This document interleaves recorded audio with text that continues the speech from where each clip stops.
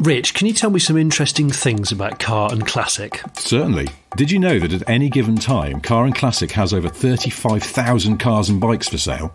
I did not know that. And that every month they have over 4 million visitors to their site. I didn't know that either. And that Car and Classic is the new sponsor of Smith & Sniff. Now that I did know, because I was in the same meetings as you.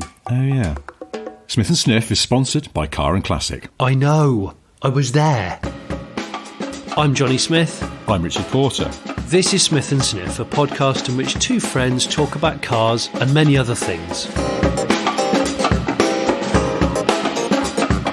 Top of my agenda to talk about... when I say an agenda, I've written two things down. You've got an agenda. I've written two things down on a free notepad from, I think it's Volvo. Popeye with the Pinin, I've written down, which won't mean anything to you or the listeners, I doubt.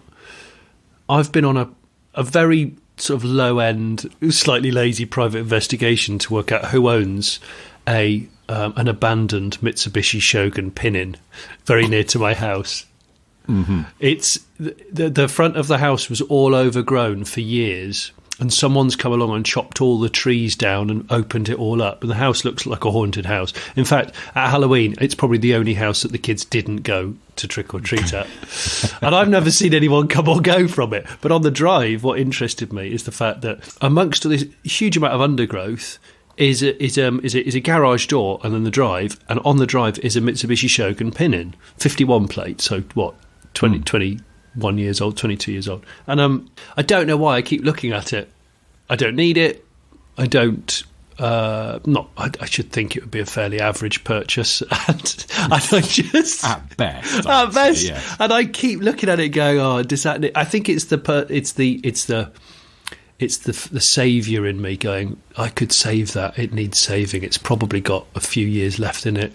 It might be okay, and it's been covered in conifers all this time. Well, yeah. So I was going to ask: was it completely swamped in all the undergrowth? It was. So has it got that sort of green bloom on the paintwork where it's touched foliage for years? It's got a little bit of algal dusting, but it's. I think it's been so covered with underbrush, it's largely been dry, and all around the bottom of it. So the drive, you can't even see the concrete on the drive. It's all that sort of like pine needles and underbrush, dry underbrush, the sort of thing that lights a fire really easily, kindling. Yeah. I'm not suggesting that you use a Pinin as kindling would, but so I feel like it could be a bit of a survivor. Anyway, I saw the owner today. Just coming back from the school run, and I saw him, and my word, he is Popeye. Imagine Popeye, but not muscular, but everything else Popeye. I feel like muscular is part of the sort of Popeye brand. So I know it is. Taking that away, are you talking about the sort of scrunched up face? Oh, I mean, like, is that an underbite or an overbite? What is that? What? It's a very unusual chin, profile. Really, isn't he? He's chinny. He's chinny, but then it's partly the chin is to sort of secure the pipe in place, isn't it? Or the under. Is it underbite? Hang on. Yeah. Popeye here. Well, it's chinny, and I think it's like a DTM chin spoiler. And then all of the teeth are very set back in, so the grill is a long way back to the chin spoiler, if you know what I mean. Anyway, looking at this picture of Popeye, I mean, he's physically not possible because, in fact, his mouth sort of his mouth comes out the side of his nose. Oh yeah, he does. Okay, so he's not a curious-looking fellow when you get down to it. But you mustn't analyse Popeye's face.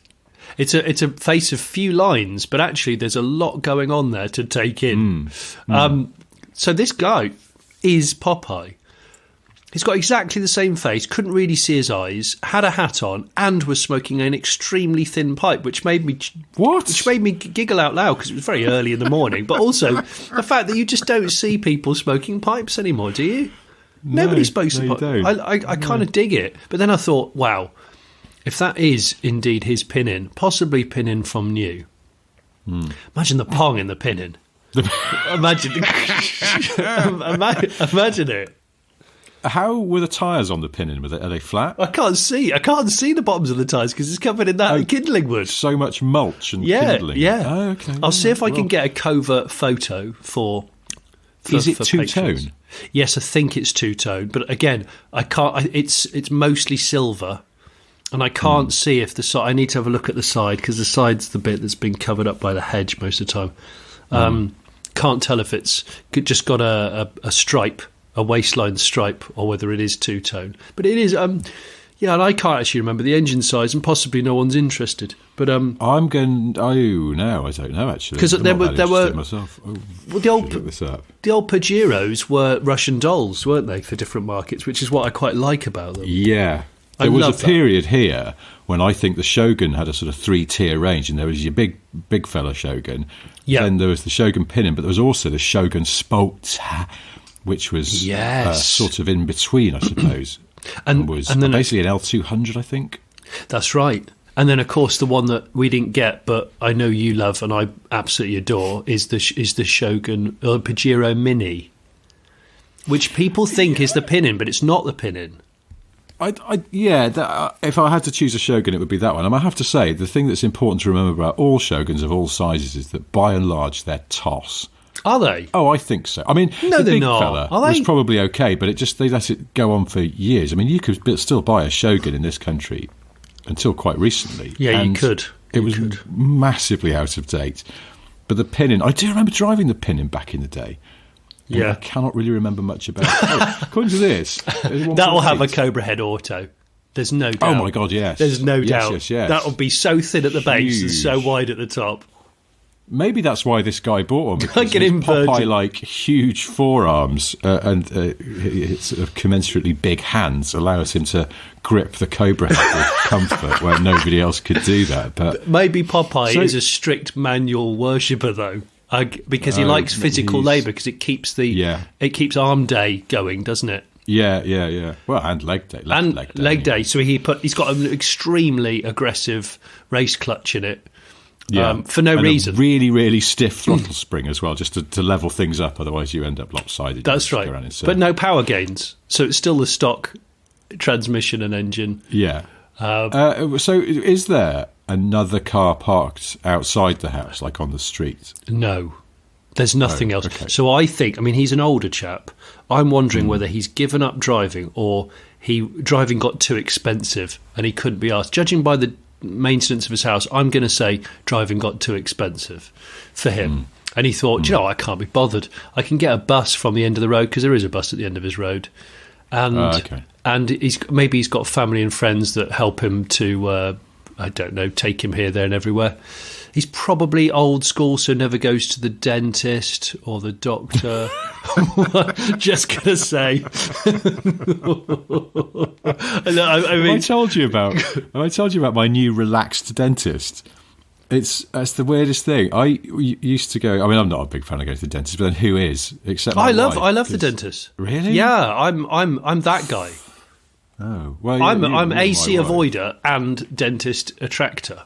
Interesting. But I get annoyed because I don't need to go to the dentist very often. Luckily I've got pretty good conditioned teeth naturally. So you go for a checkup then every year? I do. It's my Christmas present. I've got it in about 3 weeks. It's always December, and it's always my Christmas present to myself. And I might book myself in for a detail as well. Ooh, dentistry detailing.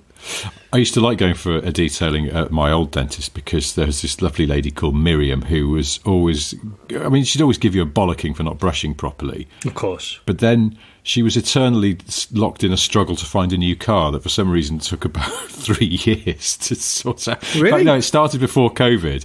And then when I went back to see her after we were allowed to go back to the dentist again, I was like, have you bought a car yet? She went, no, still looking. Really? And then and then she would just sort of do these. Obviously, I couldn't speak much because she'd got her hands in my mouth, but she would do a sort of monologue about cars that she'd been looking at. And I used to enjoy it.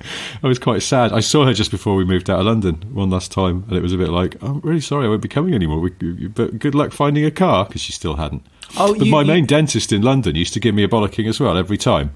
You're not brushing properly. There was a lot of build up here. We've got to keep an eye on this one. And it's just, made to feel bad. And I've got a new dentist now. I went to see him, and he went, yep, everything looks great. So he's lazy. Well, that's the thing. I was like, it just feels like he can't be asked to be a dentist. He's the kind of guy that washes his car at dusk. So you can't quite tell when you haven't quite washed it properly. It kind of looks great. And then in the morning you go, yeah, I missed the entire rear quarter, actually, on that side. Yeah. Oh. You end up with that sort of like a shark's fin of road grime on one door where you swoosh the sponge unevenly. It's true. He's that guy. He's that guy. Well, that's the thing. I went back with my kids to the relaxed dentist. And again, in London, bear in mind my kids went to a different dentist to me in London. And they always used to get, no, you've got to brush. We need to be, no, you should be brushing for at least 20 hours a day and all this stuff. And then the relaxed dentist just went, looking good. Yeah, looking great. I was like, you sure that they're okay to brush? Yeah, whatever they're doing, just keep it up. Oh, really? So no advice, no real feedback? No. He's either just very upbeat and optimistic, or he just can't be bothered with being a dentist. He's like a high-level dentist. Is he... you might have caught him when he's about 10 days away from going to the Maldives. and it's been a long couple of years, let's say. Well, it has. We don't need to let's say. It fucking has. And he's just going, yeah, this guy, I mean, nothing's falling out and he's not throbbing with pain, so let's just push him on. Come on. Let's push him on. He's fine. It's a bit like an MOT tester that, a Ford KA comes in. He knows it's frilly where it's going to be frilly because it's a KA. And he kind of goes, yeah, but it's okay for a KA. That'll be fine for another 12. And like my old MOT tester used to do, he used to do the stealth preservation on KAs. I think I've told you about this in a previous video. Did I tell you about this? I don't think... This is the stealth preservation society. No, I don't think you have told me about this. He used to feel sorry for Ford KAs because he knew they decayed in all the same places and most owners were totally oblivious to it. So when he used to get one in that looked like it was hanging on in there, as it were, he used to wire brush down the fuel filler neck area and the arches underneath, and he would, out of his own expenditure, he would hose it down with some wax oil. Oh my god! During an MOT.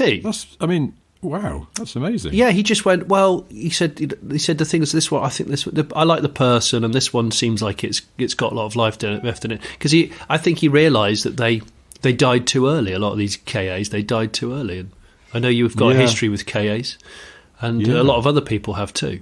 But well, my friend Hannah, who had a KA for years, loved it, but then it came to the point that the KA crunch point, and sort of crunch and then flake off point. I was going to say, and condemned point. And she was like, I need to go buy a new car. What would you recommend? I was like, I don't with this and that and then. And she went, do you know what I've done? I just got and bought another KA. And she'd found, she knows what she's looking for with KAs, having lived through the decay of a KA. Decay of the KA. The decay of the KA. And she found, classic, sort of not quite deceased spec, I think, but super low mileage, garaged elderly owner, no rot, late one. What, not knocking on heaven's door spec? What do you call it? Yes. Yeah, okay. Exactly. And got that. And she's just like, I just like KAs. I just wanted another KA. But she's like, I know what I'm looking for now. I was like, you should start a garage. I like that. That's how we'll make specialists begin. Yeah. They just exactly. know. It's like, if you know what you're looking for, you could sort of gather up all the survival. I mean, I guess there's not many that aren't a little bit crusty somewhere, because they go, don't they? They go. I think I missed out on one. Again, not that far from where I'm renting a house here. There was always an old guy who had a KA from new, but it was a high-spec one. And I can't remember the model. Was it a KA3 or a... It was really high-gloss black with high-gloss arches. Yeah. And it might have even had half-leather interior. And I can't remember... I think they had full leather. I might have had full leather. An option. Okay. Yeah. But it was horrible, cheap leather. Pleather look. But yes. Looked like an 80s jacket. A man in a pub remember at some jacket. point as well, I think those high-spec KAs, that you suddenly remember the original KA when it came out, the dashboard moulding was blue. Yes. And then they introduced a different colourway which looked a little bit more sort of upmarket and luxurious. It was like I think they called it truffle or something. It was kind of beigey. Didn't you add Probably one? know a little bit too much about KAs. I still can't believe that you bought one brand new. No, it wasn't new. Oh, I thought it was. No, it was... I mean, it was a year old and it had been a courtesy car at a body shop. What? So it would have done the equivalent of 100,000 miles then through people's hands. Well, it was weird because it didn't have Yeah, that's the thing. I mean, it was a concern, but it was much cheaper than any other KA on sale at that of course. Kelso Breeze, Sherlock. It was a year old. It still smelt new, and it had, I can't remember, It had fewer than 5,000 miles on it. It was. I took it for a test drive, and I was obviously thinking, well, the clutch is going to be rinsed on this, but no, it was fine. In fact, I never replaced the clutch in the time that I had it because it was fine. I bet it had 6 magic trees strung under each of the seats, with the elastic stretch, so you can't no, honestly, see them. It smelt like a new car. That was one of the things where I went, oh, flipping heck, this is, it really did. It was quite strong new car smell. I remember because there was a point at which I went away with some mates to the countryside, and I drove, because, we're all in our early 20s, and I think I was the only one who had a half-decent car that would get us there. And afterwards, having had the 3 of us in my car, it was everything got muddy, and the new car smell had gone over the course of one weekend. It felt like it was completely erased by just having smelly people. Or sweaty guys in it or something. And I remember being quite cross because it was like I like new car smell. Oh.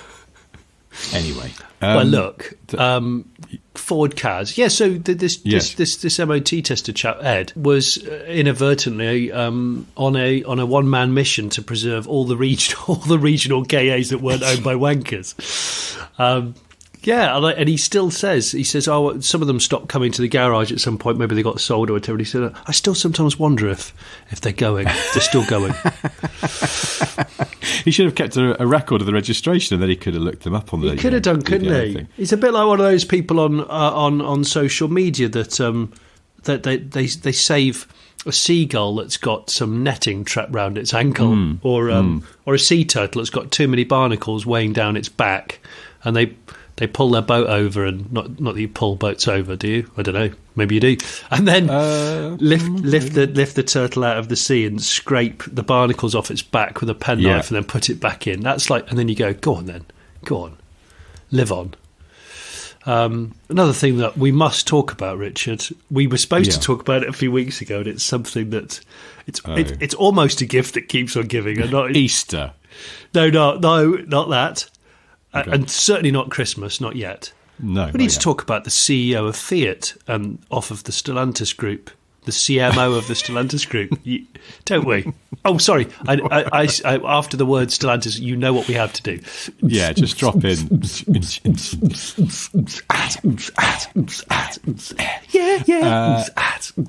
So yes, this guy.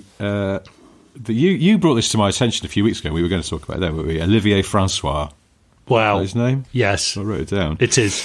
Where is it? Hang on. Olivier Francois, yeah. Yeah. So he is the CEO of Fiat. CMO, Chief Marketing Officer, is that right? Not Chief Medical Officer. He could be Chief Medical, and he's the creative power at the wheel. This is what he's put in his own Instagram. He's the creative power at the wheel, driving revenue and brand equity. Right. Okay. I love your response to that. Right. Right. Okay. Where do we? Where do we go? Well, I would urge people to go and have a look at Olivier Francois' Instagram and draw your own conclusions. But it was the reason you pointed it out to me was because he seems to spend most of his time schmoozing with celebrities. He does. If you scroll through his Insta, I seems to spend a worryingly large amount of time just getting photographs with famous people, and I'm still unconvinced as to whether he really knows them or whether he's one of these people that sort of insists on collaring them and chasing them down for a photo. I'm getting a distinct... because I just feel like, for example, Vin Diesel's on there, and some of the other cast of Fast and Furious movies, and but there's one with... I think there's one with Leonardo DiCaprio. Oh, is there? But it looks like they might have been filming some Fiat advert or something, so...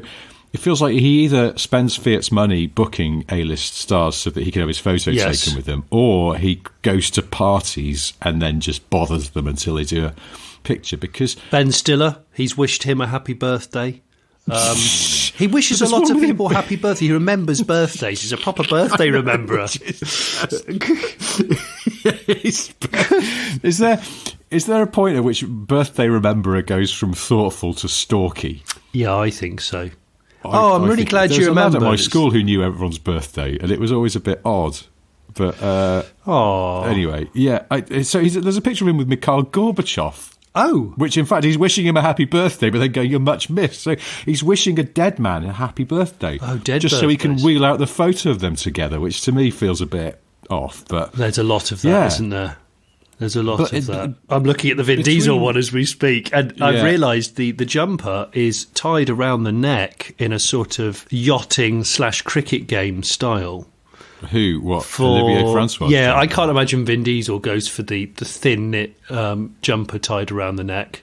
But he might. No. Do you think? No. Oh my gosh. I think he would do it if he was in an appropriate place for it. Like if he was... You know how he lived in London for a while when they were filming here? I think he lived down in Richmond or somewhere. If he decided to really throw himself into local life and went to, watch some cricket on a village green, I think he'd show up with a cricket jumper over his shoulders just to blend in. What, Vin Diesel? Seriously? Yeah. Okay. I think he's quite an intense guy, and I could just see him sort of go, "Hey, I live in England. I'm going to do English things today," and he just go and watch some cricket, and then go to a really beamy pub. Did he get some pint of brown booze? He got some notes sent over from Madonna and also Nicolas Cage. And he's wishing Bruce Springsteen, the boss, a happy birthday as well. Of course, has he got a photo of him with the boss? Yeah, he has, because I think wasn't the boss last year on was it the Super Bowl campaign for a Jeep? Jeep advert, yes. So I think he might have met him on set, as they say. Of course, yeah. There's no way you're keeping Francois off set if the boss is doing an advert. Oh shit, bloody no! Hell, Francois is on set. But your point is a salient one. It's like it doesn't seem to leave him much time for CEOing of Fiat. That's or CMOing of Stellantis. That's my worry, Richard. That's my worry. I would think... You're worried? Does it keep you up at night? It's my worry, where if I was paying money into said business, I'd be like, yeah, Olivia, have you done those projections that we're asking for? And we've got to make those really crucial decisions about unemployment, getting rid of some staff, maybe closing that factory in Turkey. Yeah, I haven't done that yet. I'm so busy.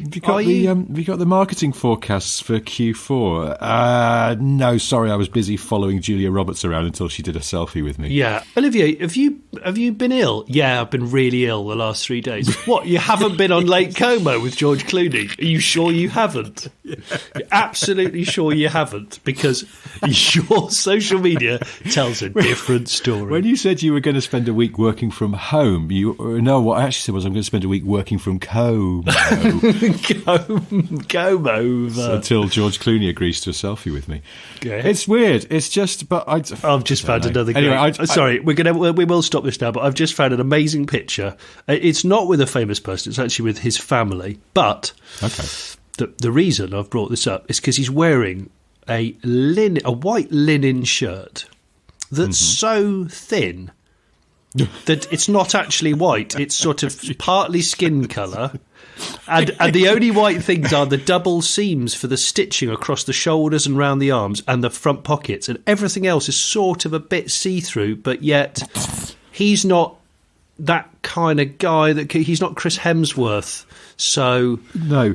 He looks more like a CEO than he looks like a member of the Hemsworth family. Quite. That's certainly so, true. For example, I couldn't wear that shirt because it just wouldn't work for me. No. And I don't think it works for him either. I also think that, judging by what everybody else is wearing and the background scenery, I think they're in a very humid place. Oh, well, in that case, two things. I would imagine that perhaps then maybe it's got soaked with sweat or humidity, and yes. B, perhaps in real life it doesn't look see-through. That is the cruelty of the camera. Oh, it's the harsh flash gun. Okay, I was at a thing last week where I was standing a few paces back from a lady in a black sort of, I don't want to say chiffon, baggy sort of skirt. Long Bugatti skirt. Chiron dress. Yeah, it was a really nice, smart skirt. She was very smartly dressed. But then a load of like strobe effects and stuff went on and some bright lights, and suddenly I could just see her pants. Oh, yes. I was a bit like, ooh, I bet she doesn't realise that strong, intense light causes that skirt to basically become see-through. But that's the perils of the sort of thinner fabric. It is. It's the danger of the yoga pant. Well, that's something different, isn't it? I've never mentioned this to you before. I always mean to every morning when I take my kids to school. It's like, if I was a fashion designer, I think my new line for autumn-winter 22-23 would be school run chic. And it would be just a mad grab bag of, like, for the men, ill-fitting caps and fleeces, but then with jogger bottoms and some very old trainers. For the women, maybe some yoga pants, but also with huge baggy jumpers. Yes. Or a very long, warm coat, but then with workout shoes. Yeah, so workout downstairs, upstairs is sort of 90s football manager coat. Yes.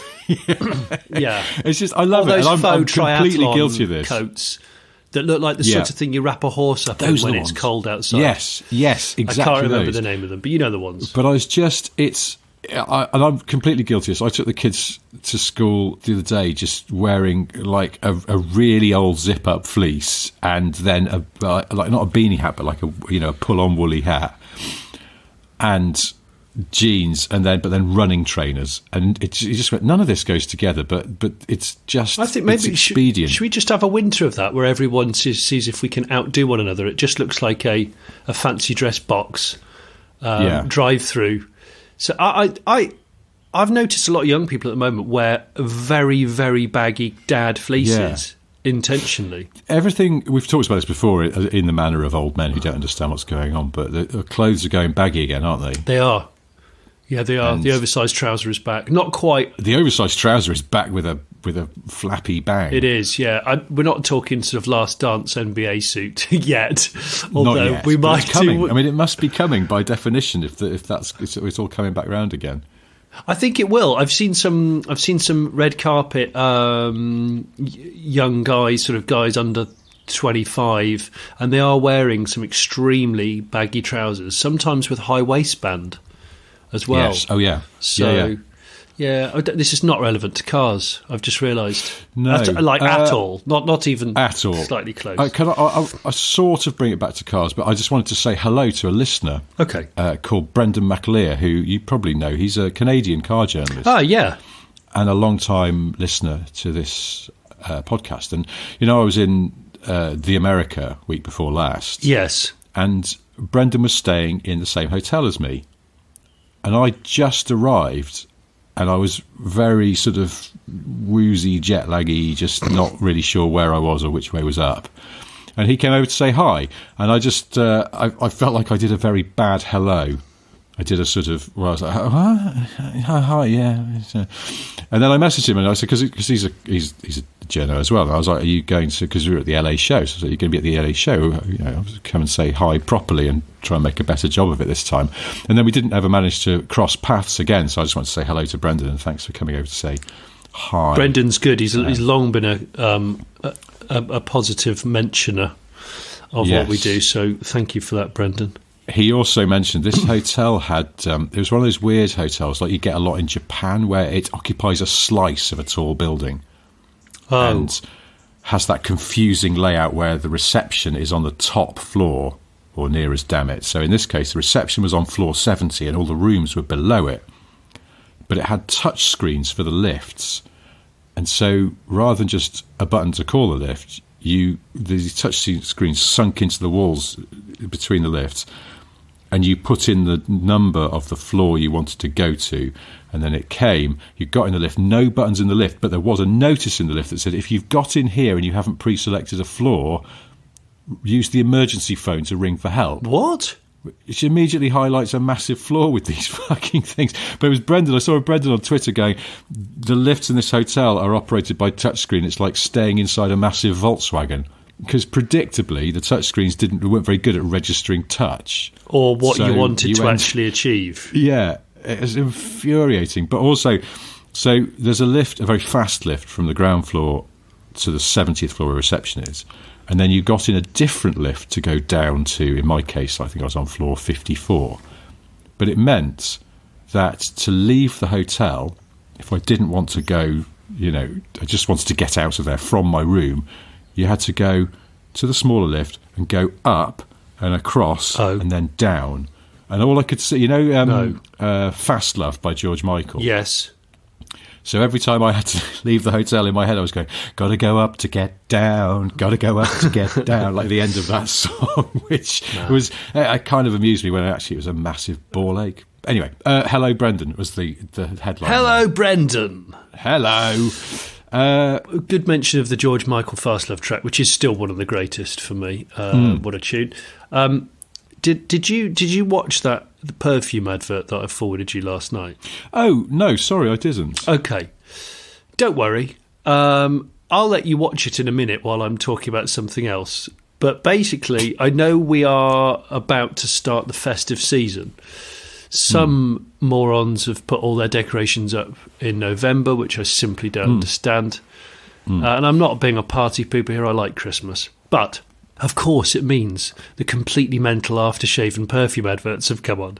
Yes. Real crackers, mad, unrelated ideas, all being just sort of pressed into a 30-second ad. Honestly, I watched a couple last night, and I laughed out loud at this one, but one of them really caught my eye because it's car relevant.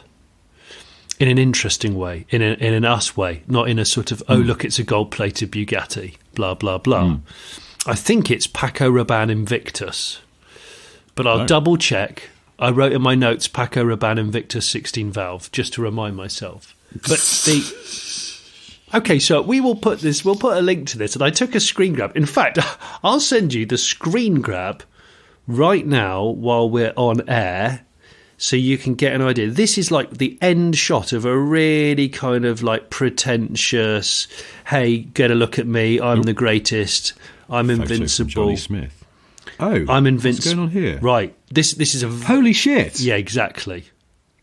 Is that a Chrysler 180? Yes, it is. I knew you'd get it because that's the guy that you are. So, bloody hell. In a Paco Rabanne perfume ad, talk about these ads being a grab bag of ideas. I know, right? This is baffling. It's a man standing on the roof of a Chrysler 180 near a Ferris wheel while a dinosaur roars over the top of an American diner. Yes, it's very odd. And some, like, display jets, like the Red Arrows or something, come out of the clouds. That all happens within about a second and a half, just so you know. Jesus. And it's Paco Rabanne. It's Paco Rabanne, and I'm actually trying to find it now, but it's not... It's a guy walking down the street, topless, and playing basketball, and then he's doing sort of boxing training on the roof of a high building. Then there's sparks flying out of a nearby telegraph pole as he walks under it in a suit, and then right at the end, he's standing on the roof of a Chrysler 180 doing the Rocky kind of invincible pose, with the arms in the air. It's called, hang on, it's called Paco Rabanne Olympia or Olympia. Okay, so it's Olympia. But I couldn't resist freezing and taking a picture of it out of curiosity because I thought of all the cars to put at the end of this really glamorous ad. You've got quite an unsuccessul Roots Group car, but not only that. Oh my God! Yes. Look closely. Look at the fuel filler. Oh, the fuel filler's got an aftermarket cap. it's got a generic universal "I've left mine at the fuel station" cap on it. It's a lovely period touch, but also, Jesus Christ. Now it's sort of, I feel like the Chrysler 180 wasn't successful really anywhere, but I wonder if that was shot in Spain, because I feel like it was built down there, wasn't it? And for the local consumption of mediocre big cars. And I think it was because they would survive better down in a sort of Mediterranean climate if the ad was shot down there. Yeah, I'm thinking it is Spain. Somewhere like that. Unless Was it big in? Did they have it in South America somewhere? Yes, they did. Is it possible? I was just about to say it could be there? South America spec. Yeah. So I'm wondering if at the end of the ad, it'd be nice if there was a little bit of consumer information, like he's raising his hands in the air. He's doing that out of sheer frustration because he's broken down, probably because of low oil pressure. Because 3-bearing crank when it should have been a 5-bearing. I think my brother always mentioned that. I think they had a notoriously weak crank bearings, and maybe that's the crux of this whole Perfume advert. He's walking home because he broke down, but he walks home in a really glamorous way. So it's not the walk of shame; it's the walk of glamour. I think this is a great example of an observable phenomenon, which is advertising directors, particularly, but also music video directors sometimes. Just picking an old car because it's an old car and it sort of has that novelty factor. Yes. And therefore it's cooler than a new car. If he was just standing on the roof of an Audi A4, that would look a bit rubbish. Yeah. But something old that most people won't know what it is. No. It sort of gives it that kind of quirky coolness. And it doesn't matter that the actual car is TOS or that it's got a Halford's aftermarket fuel filler cap in it. It's just interesting because it's different. And that's what I love about it.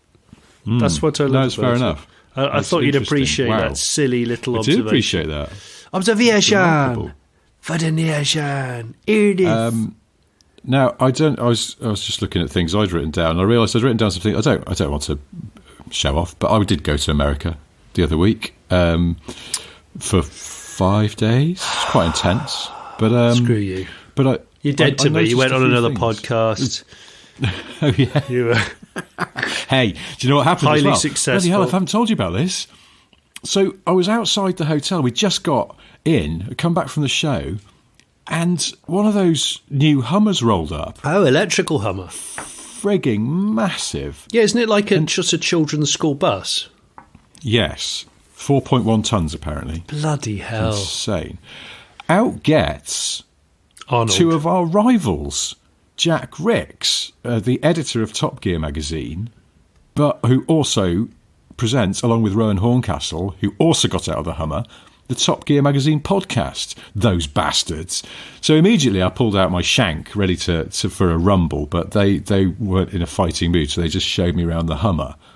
But then went into the hotel, and there's flipping Andrew Frankel from the Undertrouser podcast. And so I was like, this is becoming sort of... And then I found out that what's-his-face Sam from Seen Through Glass was in town as well. I didn't see him, but I heard he was around. I was like, we could have a proper Sharks and Jets this could have been an podcast Anchorman fight. Rivals face-off, like West Side Story spec. Exactly that. I just thought it had the potential for I was there clicking and trash talking Jack and Rowan, and then Andrew just came in and went, I think we've got ourselves a 3-way podcast smackdown, and then Sam could have just pulled up in some Porsche or something. Come on, you piss artists. Yeah. I needed to be there. I know. Well, you needed me and I wasn't there. I let call you you for help, but you were 8,000 miles away. Yeah. So no, it was really weird. It was everyone, by the way, is extremely cordial. We're all friends. It's all fine. We are all friends. But yeah, I just thought it was quite amusing that all that distance from home, there are other sort of top-rated British car podcasts all hanging out, agreeing. Not next time we'll go together and we'll outgun them all. Not with actual guns, though. No.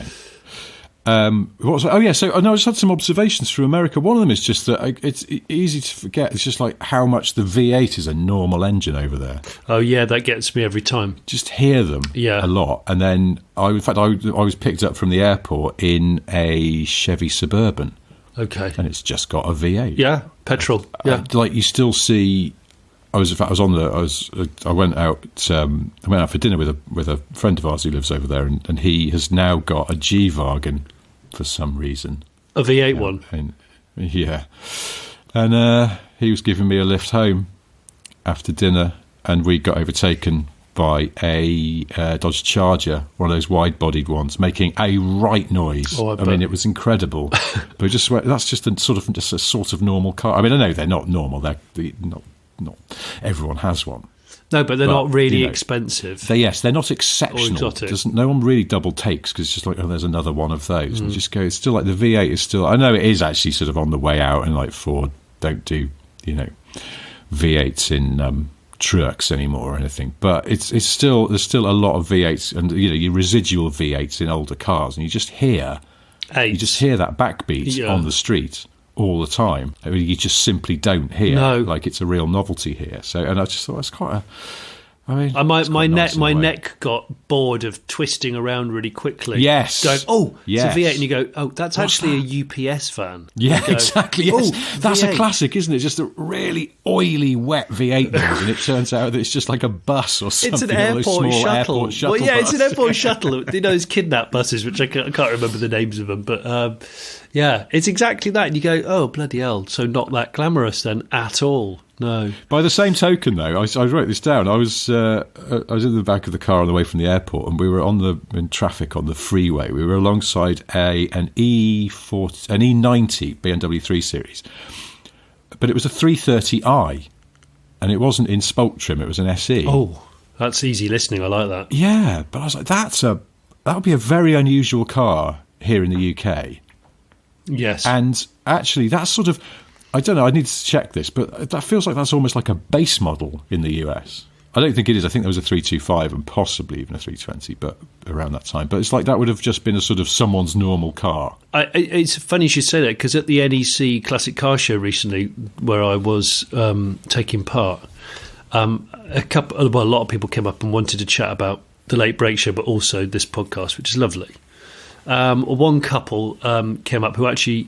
The chap, I recognised him because he brought an MG SV to one of the Late Break Show lives. But he's recently said, you'll appreciate this. I've just bought this for my sort of like interesting winter car, and it was a Passat W8. And I went, shit me. I said, that's probably rarer than your MG SV. And he said. He said, yeah, and then I suddenly thought, did they ever sell those in the American market? That's a good question. Because I remember testing one when it was new, and it was such a sleeper. I did a run what you brung at Santa Pod with it, and it was quick, and it impressed a lot of people.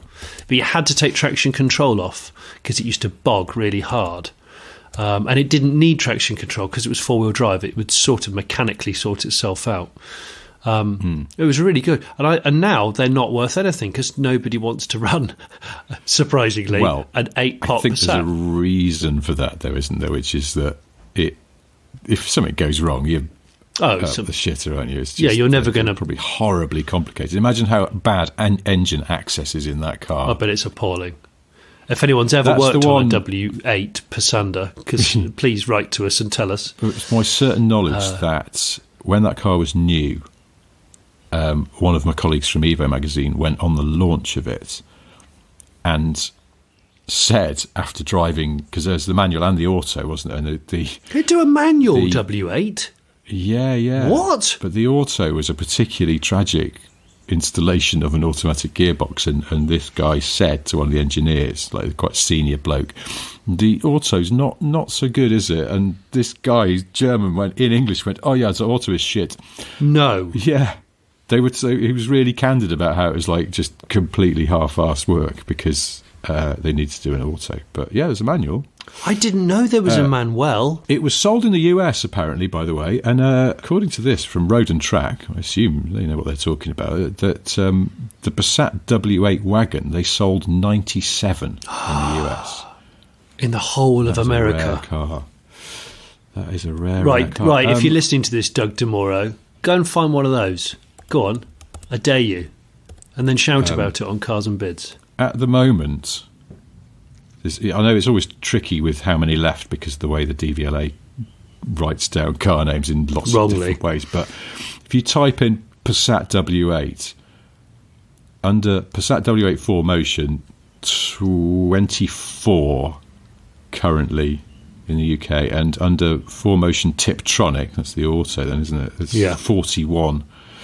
So 65 Passat W8s in the UK at the moment. Bloody hell. That is rare.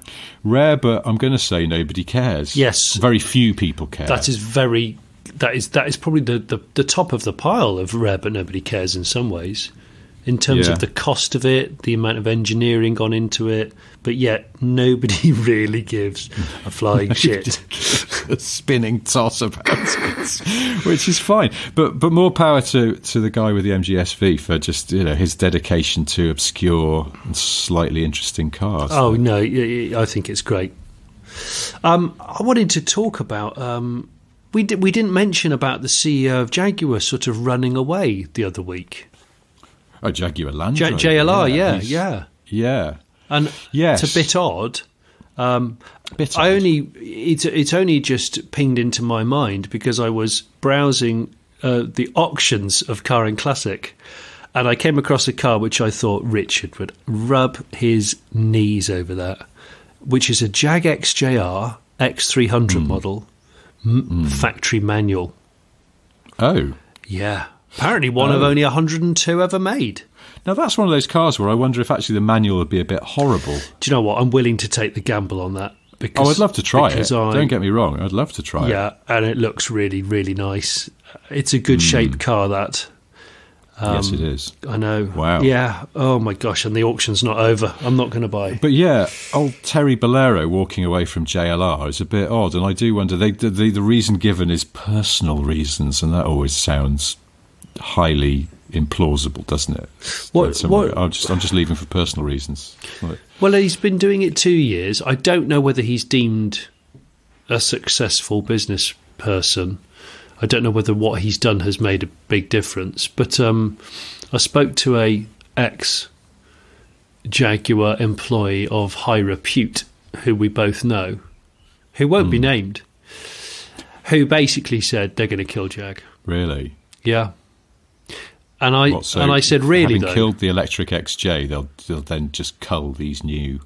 I think, and this is Jags they've got in development. This is a somber conversation, but I think the bottom line is not enough people in high standing in the company care about it, which I think is an utter tragedy. Given that I think in many, many ways it's a better, more interesting car company than Land Rover, but then that's just my take on it. I mean, when you look at all these companies that are up and coming, and I think all bets are off with EVs, that people are more accepting of someone you've never heard of before in the EV space. But even so, I've read all these things about, how much money and how much time it theoretically takes to build a brand. And you look at people like Lexus and Genesis, and you have to say Genesis and Infiniti as well haven't really caught on in Europe yet. No. They're still on the uphill struggle. Lexus did it, but they had the might of Toyota behind them. It takes a lot of work. An off the peg name that people have heard of. I mean, look at MG. You've got to say that part of the success of MG in this country in coming back from almost nowhere to be, it's badge they're selling more cars than Volvo in the UK now. I know. And Citroën, I think, as well. They're really successful, considering they were nowhere a few years ago. Yeah. But it's got to help that they've got a name that people, at least it generates a flicker of recognition. And from there, you can build on that. At least you sort of got the people's attention. Exactly. So exactly. If JLR threw Jag in the bin, you'd imagine there'd be a lot of up-and-coming companies who'd just be like, oh, my God, we'd fucking sandpaper our eyes for that kind of brand recognition and heritage that you could leverage into something in an advert or whatever. So exactly. It'd be... But at the same time, they're not a charity. I don't know why he's gone as CEO or going, but I did wonder whether it is JLR's parent company, Tata, if they were impatient for more sooner, not just with Jag, but with Land Rover, at a time when it feels like they're still getting rinsed by the chip shortage. And I know a lot of people are. Yeah, they are, yeah. The waiting times on their cars are insane, by all accounts. And that's got to be, that's not actually good for profit. They just announced the last financial figures they released, they were still making a loss. Yeah. And I do wonder whether Tata just wanted more sooner. And it seems like Terry Bolero is a bit sort of low key kind of, he doesn't overpromise sort of bloke. And the that Jag plan, is long term, isn't it? Thierry didn't do enough Instagram posts about Lenny Kravitz's birthday. That's it. If he'd only just See? had his arm around John Bon Jovi, then they'd have had record profits by now. They would have done. It's just bizarre. So what else did your high-ranking former Jaguar operative, what was his take on it? Is just that he thinks that the Jag is just too much trouble for the people who don't care about it. I think there's people in a very high position there who he believes don't care enough about it and would rather focus their efforts on Land and Range Rover. And Land and Range Rover are still so desirable at the moment, regardless of their reliability record. The brand name is so strong, people will blindly buy, and they just want to focus on that. Which I think I do understand that, but it's difficult, isn't it? Because on the one hand, there's people who like cars, and I mean people who like Jags, who kind of emotionally you go, well, that's just ridiculous. Just try harder. You've got to do something with Jag, but. Yeah. If you were John Harvey Jones on that programme from the 90s going in to sort out struggling businesses, you probably would go, look, just this is... I mean, Jag is, to all intents and purposes, dead at the moment, isn't it? I know they're still trying to sell cars, but quite half-heartedly. I don't even know if they're making XEs and XFs at the moment. They certainly didn't for a long time. Castle Bromwich was just shut because of COVID, but then it was a blessed relief for them not to have to be. But I don't know how hard are they trying? How hard are they trying to sell the cars? That's the other thing. It's all well and good cars not selling, but how hard are you pushing these things? Because there's plenty of substandard cars that get sold. So, well, yeah, but I wonder how many of them get sold. For proper money. It's hard to know, isn't it? Yeah, it's a conundrum. It's just that's the thing. It's a conundrum, but it is a conundrum, and I don't know what I would do, except just that I would go down to the studio and say to old Geraldine McGovern, these new Jags better be the best looking cars in the fucking world. Otherwise, what's the point? Yeah. Because that's it. Historically, Jaguars have always been very beautiful, and it's tricky. I mean, I know that for example, the original XF, which is still, I think, an absolutely brilliant looking car as medium-sized saloons go. I think it's aged really well, and it's just a really nice looking, quite sleek car. Yeah. And then the XF we have now is just not. But I gather that's partly because of people in marketing going, oh, it has to have the same rear headroom as an E-Class.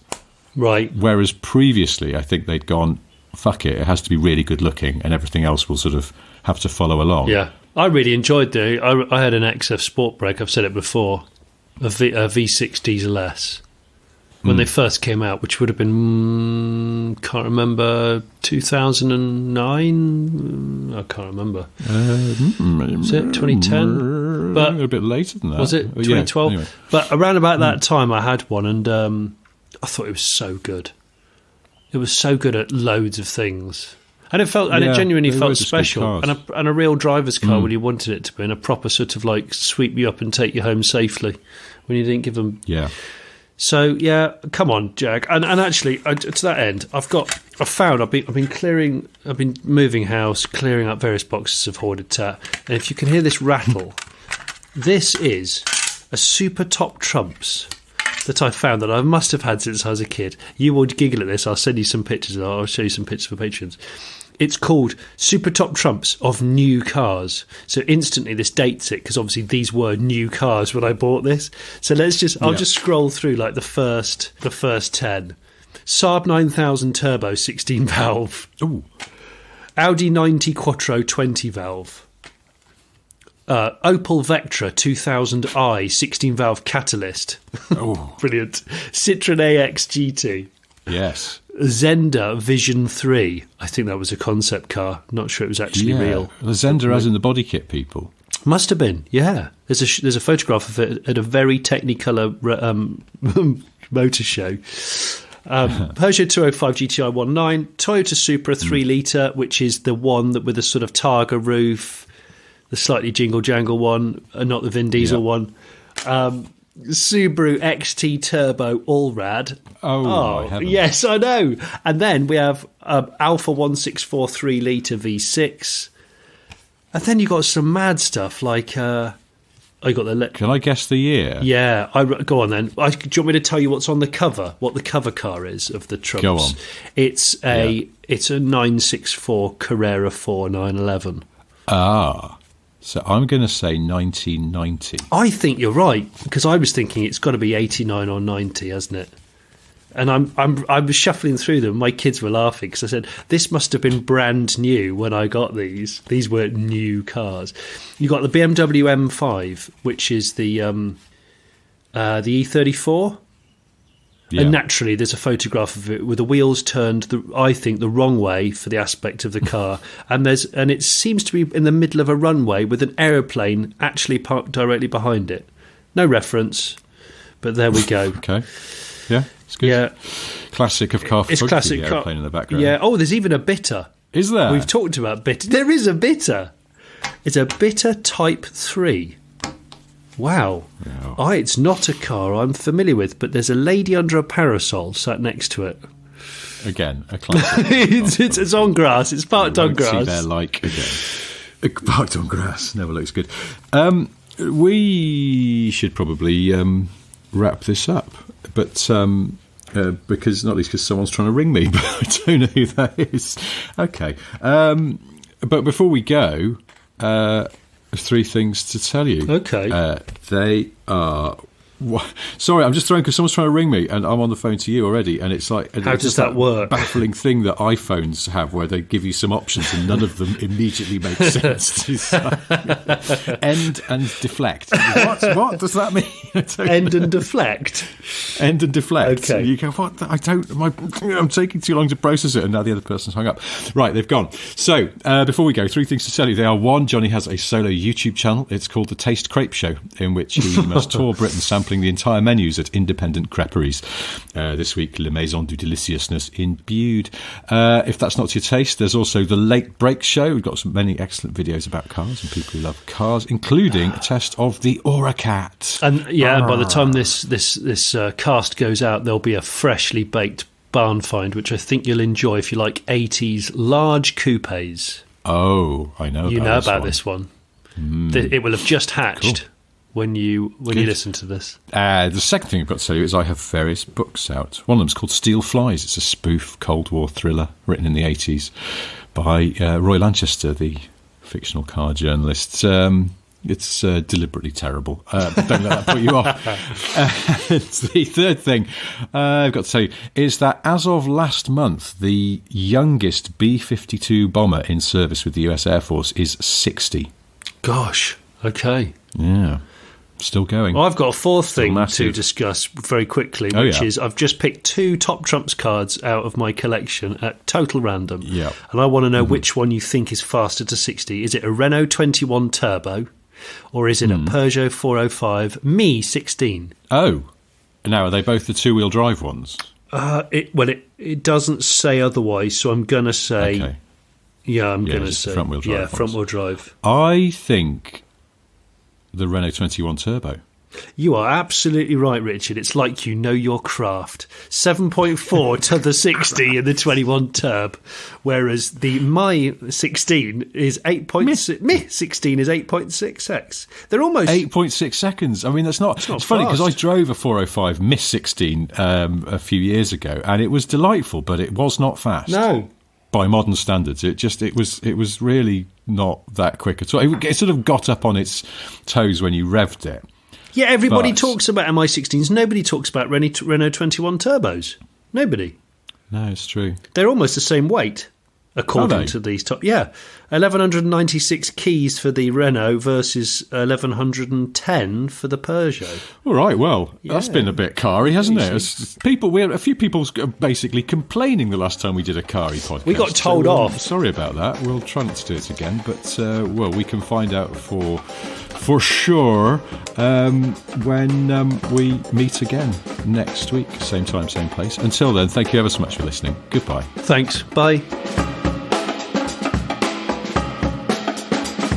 I'm not going to talk about cars at all next cast, I promise. Not at all. Not at all. No, just more about the CEO of Fiat hiding in Madonna's garden.